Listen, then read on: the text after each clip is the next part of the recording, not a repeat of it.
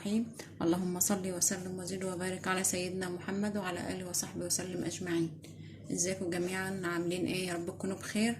هنعمل النهارده مع بعض بوصفة بسكوت كده جميلة، يا رب تعجبكم ان شاء الله. بمكونات سهلة وبسيطة وكلها موجودة عندنا في البيت. هنبدأ كده بسم الله، نقول مع بعض المقادير. عندنا دي بيضة، معلقة بيكنج باودر، معلقة صغيرة مليانة شوية بيكنج باودر، فانيليا، عندنا دي رشة ملح، نص كوباية من السمنة ونص كوباية من السكر، وعندنا كمية من الدقيق ده على حسب المقادير السوائل ما هتحتاج. هنحط دقيق يعني ملوش كمية معينة. هنبدأ كده مع بعض بسم الله. انا جبت البولة بتاعتي وابتدي اضيف فيها نص كوباية السمنة. ممكن نستعمل زبدة، مفيش مشكلة، اللي متاح عندنا في البيت، بس السمنة بتخليه يعني بتديله بتخليه هش كده وجميل ومفرول كده، مبقاش ناشف. حطيت كده السمنة مع السكر، اللي هي نص كوباية سمنة مع نص كوباية سكر، وابتدي كده نقلبهم كويس قوي لحد ما السكر كده يدوب لحد ما كده مع السمنة. هقلب كده لحد ما يتخلط كويس. واللي عنده طبعا مضرب كهرباء يستعمله، اللي عنده مضرب اللي هو العجان يحط في العجان، مفيش مشكلة.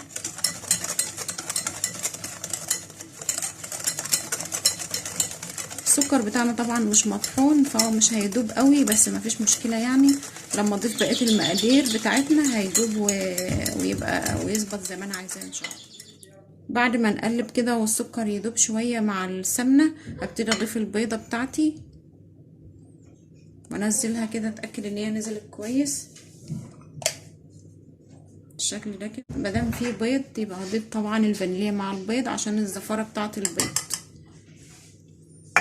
ضفت الفانيليا وهقلب كده لحد البيضه بتاعتي ما تدوب كويس قوي وتختلط كويس قوي بالسكر والسمنه. وهضيف ذره الملح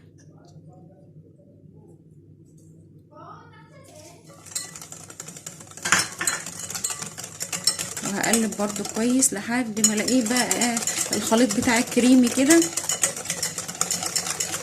ابتدي بقى ان انا اضيف بقى اللي هي المقادير الجافه، الدقيق بتاعي والبيكنج. هبتدي بقى ان انا اضيف الدقيق بتاعي شويه شويه كده، علشان طبعا انا قلت ان الدقيق هيبقى على حسب ما السوائل بتاعتي تحتاج. يعني ممكن مش هحتاج كل الكميه دي، وممكن ان انا احتاج شويه عليهم كمان. فابتدي ان انا اضيف كده شويه شويه. انا حطيت كميه الدقيق شويه دقيق اهو، وهحط معاهم البيكنج باودر، وهبتدي ان انا اقلب كده. طبعا في المرحله دي مش هينفع بقى المضرب، فهبتدي بقى ان انا اعجن بايدي لحد ما تتكون معايا عجينه البسكوت، عجينه كده اعرف ان انا اشكلها. خلاص كده ما عدتش احط دقيق بقى.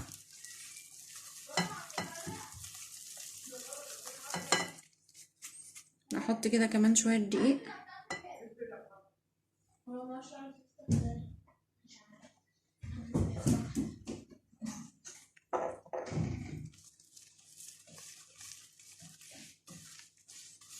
بسم الله كده، ونعجن بالراحه كده لحد طبعا الدقيق واحده واحده، علشان ما ازودش عندي الدقيق يجمد معايا وتختلف المقادير بتاعته. فلازم اضيف كده واحده واحده لحد ما تتكون معايا العجينه اللي انا عايزاها. نشكل البسكوت بتاعنا، هنعمله كده بطريقه حلوه كده ان شاء الله تعجبكم كده اهو. شايفين زي ما انتوا عارفين شايفين كده.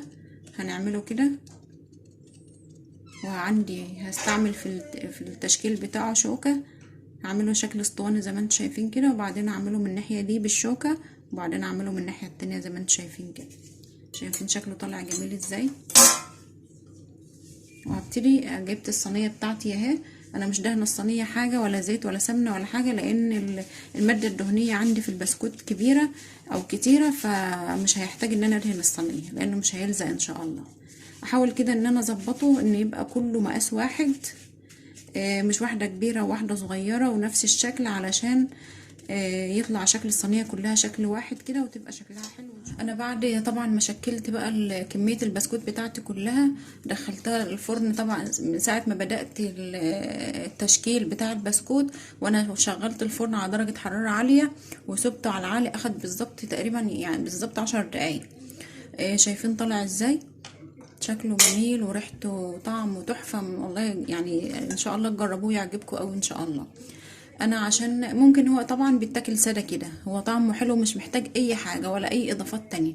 بس طبعا اللي بيحب يزود نعمل له. انا كان عندي شوكولاته زي ما انتم شايفين كده اهو، سيحتها على حمام ميه لما بقت سايله كده، حطيت لها مكعب زبده وهبتدي ان انا ازين بها البسكوت بتاعي بالطريقه اللي انتوا بتحبوها. عندي برضو لو انتوا حابين تزودوا مكسرات شوكليت شيبس اي حاجه زي ما انتوا عايزين بتعملوا بالطريقه طبعا اللي انتوا حابينها اللي انتوا عايزينها زي ما انتوا عايزين. الشوكولاته بتاعتي بس الجو طبعا بارد فجمدت شويه، ممكن نرجعها على حمام الميه تاني ونسيحها شويه كمان بالشكل ده كده ونحط في الطبق.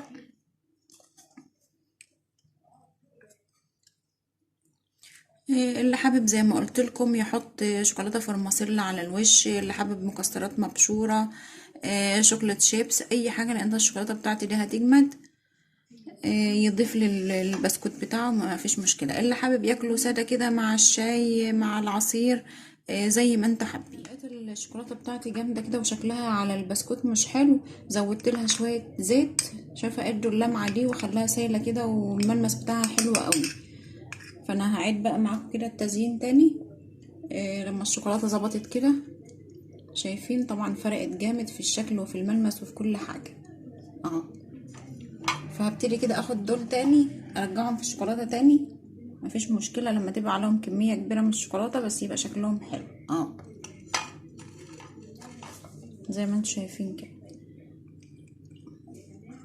بسكوت طعمه تحفه ان شاء الله وهيعجبكم ومقاديره سهله خالص، مفيش فيها اي تعب ولا فيها نحتاج نشتري مقادير كتير من بره ولا اي حاجه الكلام ده خالص.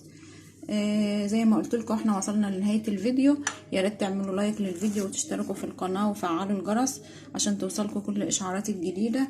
ويا رب ان شاء الله الفيديو النهارده يعجبكم وتجربوه كده وتقولوا رايكم فيه ايه، وان شاء الله اكون خفيفه كده عليكم. والسلام عليكم ورحمه الله وبركاته.